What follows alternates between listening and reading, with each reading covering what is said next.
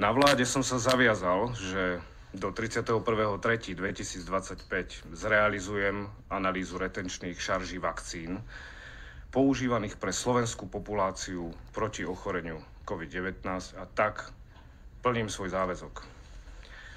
Zrealizovaný postup, priebeh a výsledky budem kompletne prezentovať na vláde. Som pripravený stihnúť termín do 31.3.2025 podľa zadania.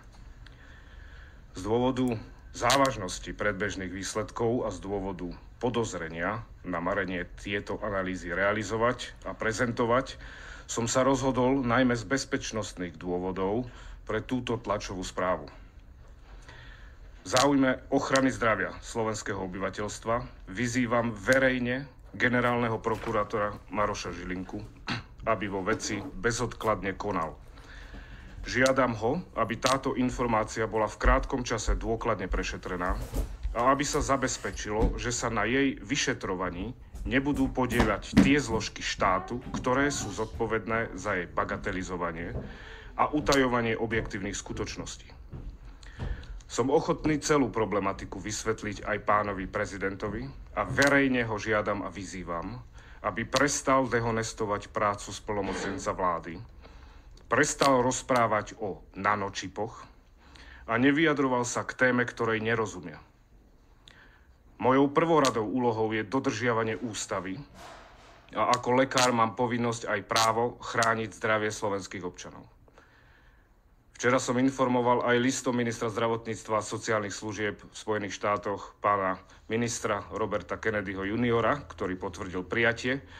Ďalej boli informovaní aj riaditeľ Federálneho úradu pre vyšetrovanie Kash Patel a Pamela Bondiová, americká ministerka spravodlivosti. Ďalej viaceré ministerstva zdravotníctva niektorých vybraných štátov a zástupcovia svetovej vedeckej obce, ktorí na niektoré podobné rizika upozorňovali alebo ich aspoň predpokladali. Musím potvrdiť, že mnohí čakajú na moju oficiálnu správu, aby jednotlivé štáty upriamili svoju pozornosť na realizáciu vlastných analýz. Bolo analyzovaných 34 šarží od spoločnosti Pfizer a Moderna do tohto času, ktoré boli uskladnené podľa správneho chladového reťazca a len tie, ktoré boli použité pre slovenskú populáciu v čase epidémie COVID-19. Dnes vám predstavím najpodstatnejší výsledok analýzy. Môj predpoklad, že sa vo vakcínach nachádza aj malé množstvo DNA ako kontaminácia, ktorá vznikla pri výrobnom procese, nebola potvrdená. Za to sa ospravedlňujem. Z hľadiska garantovania obsahu spoločnosť Moderna aj Pfizer uvádza, že je prítomná len mRNA plus niektoré ďalšie zložky. To by bolo relatívne v poriadku, ak by nebolo už jednoznačne preukázané, že produktom mRNA vakcíny je toxický, kardiotoxický S-proteín, ktorého cesty patologického pôsobenia som odovzdal vo forme 150-stranového dôkazového elaborátu na vládu. Rovnako pripravím tlačovú správu, aby som poradil aj pánovi Palkovičovi, šéfovi Úradu pre dohľad nad zdravotnou starostlivosťou, ako imunohistochemickými metódami odhalí odlíšenie prítomnosti S-proteínu syntetizovaného programom z mRNA vakcíny od nukleokapsidového proteínu vírusu SARS-CoV-2 a tak určil primárnu príčinu smrti. Výsledok analýzy. Vážená verejnosť a vedecká obec. Výsledky analýzy všetkých, opakujem, všetkých analyzovaných šarží dokázali, že v každej jednej ampule sa nachádza enormne vysoké množstvo DNA, vektor, ktorý kóduje kazetu pre syntézu S-proteínu, ak nie aj iné proteíny. Takmer v rovnakom množstve ako mRNA sa tam nachádza teda aj DNA. V 3 prípadoch je dokonca obsah DNA vyšší ako mRNA. To už ani nemožno považovať za vakcínu mRNA, na princípe mRNA. Tento genetický kód pre syntézu S-proteínu, táto informácia uložená v tejto DNA, je v porovnaní s mRNA stabilná, vie sa integrovať do ľudskej jadrovej DNA a následne sa takýto ľudský organizmus stáva, nebojím sa povedať oficiálne, geneticky modifikovaným organizmom. Geneticky modifikovaný organizmus je organizmus, ktorého genetický materiál bol úmyselne zmenený.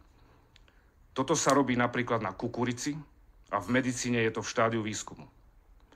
Nejde teda o žiadnu kontamináciu vakcín, ale o účelové obrovské množstvo genetického materiálu, ktorý dokáže prechodne, tranzientne transfekovať ľudskú jadrovú DNA a táto transfekcia sa môže stať stabilnou a trvalou.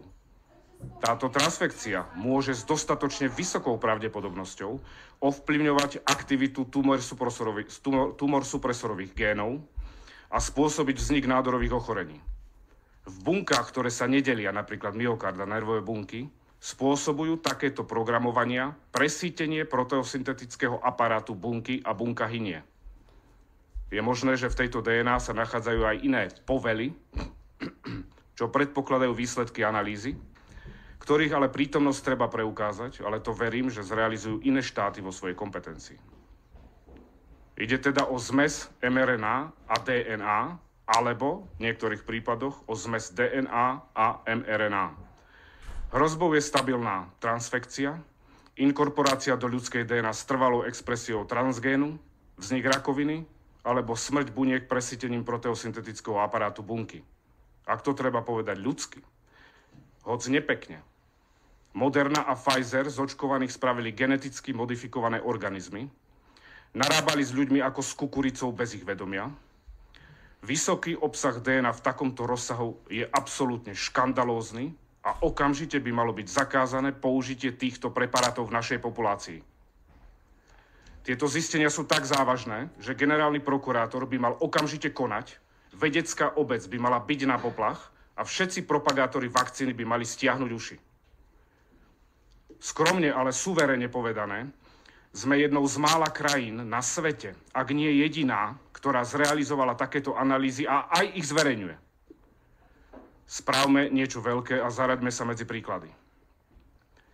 Tieto firmou negarantované súčasti obsahu vakcín by mohli byť použité plnohodnotne v súdnych sporoch s farmafirmami, rovnako by mohli poslúžiť Najvyššiemu kontrolnému úradu a iným zložkám štátu pre účely vypracovania postupu na odmietnutie vyplatenia sumy za predobjednané množstvo vakcín do roku 2026. My sme si totiž objednali malé osobné autíčko a oni nám dodali veľký bojový tank. Ostatné zložky vakcín sú síce podstatné, ale menej závažné. Budú súčasťou oficiálnej správy pre vládu Slovenskej republiky. Plnú zodpovednosť za vypustenie tohto toxického obsahu do ľudských bytostí a najmä našich detí nesie Šukl, ktorý sa ani neunúval zrealizovať bezpečnostné suverénne analýzy, pretože sa poslušne opieral o štekot EMI, rovnako ako sa opitý Šeliga opieral o múr krčmy v čase lockdownu, kedy sme my všetci boli zavretí doma. Nemám absolútne žiadnu dôveru v tie štruktúry tohto štátu, ktoré sú zodpovedné za tento škandál. Neviem si predstaviť, že by zodpovední priznali svoju chybu a urobia všetko preto, aby zdiskreditovali tieto výsledky. Preto som aj urobil niekoľko bezpečnostných opatrení. Toto je absolútny megaškandál a Slovenská republika bola prvá, ktorá na to upozorňuje oficiálne na úrovni vládneho splnomocnenca. Ľudia a z nich dnes už mnohí pacienti sa majú plné právo informovať, prečo im bola podaná génová terapia, ktorá má prinútiť telo produkovať toxín. Majú plné právo si vymáhať odškodnenie, ak je výsledok analýzy takýto. Slováci, my nie sme kukurica. Som zvedavý, či v informovaných súhlasoch je zmienka o tom, že pacient má podstúpiť génovú experimentálnu terapiu.